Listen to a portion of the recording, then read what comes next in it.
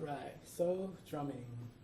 First off, I want you all to think about what you think about when you think of drumming. You may think of fast rolls, you may think of the beat to your favorite song, or you may think of loud banging noises, which I've kind of taken care of today because I brought my drum pad, so you won't hear like ring shots all across campus. But anyway, so today I'm going to teach you all the basics of drumming, and what that imposes is we have the grip, which is how you hold the sticks, we have the aspects of performing, and then we have the aspects of actually playing.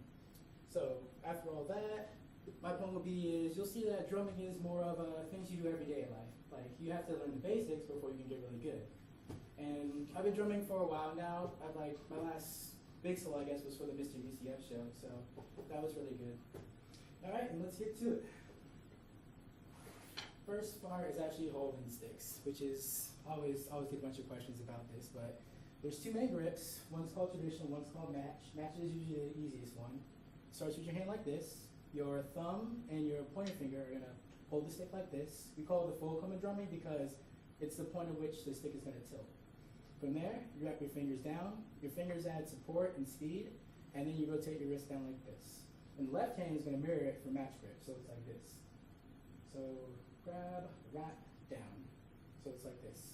And then the next part is called traditional grip. And that comes back to Civil War times / military, because military times you had a sash right here, drum was at your side, and you were like high stepping, so it was fun.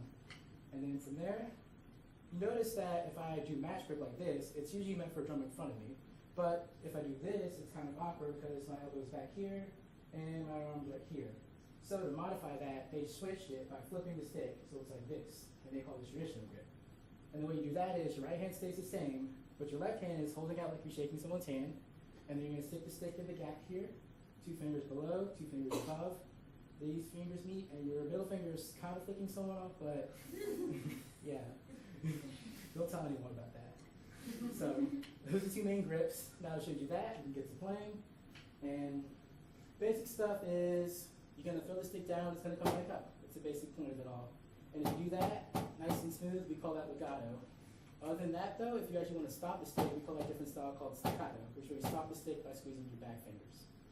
Now, more complicated stuff is tempo, which is how fast you play. That comes from how high you play and how much velocity you put in the stick. If you play high and not much energy, it's slow. But if you play short, you put energy into it, it goes faster.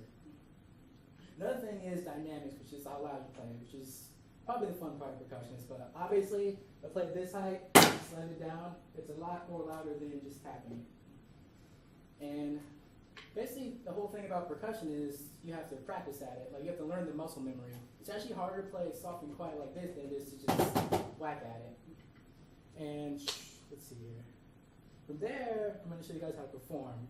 So there's the whole, if you've seen the movie Drumline, it's pretty intense. So the whole attitude of the drumline is you got to be like really intense, feet together, knees slightly bent, shoulders back, head up, and it's sort of like an arrogant kind of thing. Like, pretty much feel like bad and you know it. It's kind of like that. And like your eyes, you're kind of just staring off in the distance. Like, you want to look as mean as possible. But there's also another realm called the indoor world, which is I'm a part of. That's more of like performing.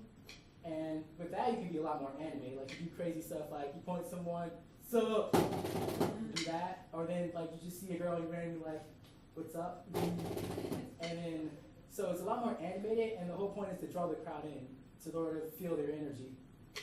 So, today I've taught you guys how to grip the sticks, how to play, and how to perform.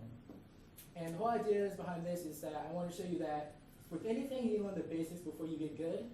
And for me, what drumming has done for me in my world is it's made me a lot more confident. Like, I'm able to do this because I know that, oh, I've played in front of thousands before. This isn't so bad. So also it's meditative too. Like, some days I just go home, I'm like, oh, I just got to get it all out after being all frustrated. And the thing is, anyone can be a drummer. It's really easy to learn, and I encourage you all to try. And even if you don't have sticks or a drum, you just use your hands, because the world's your drum. So thanks.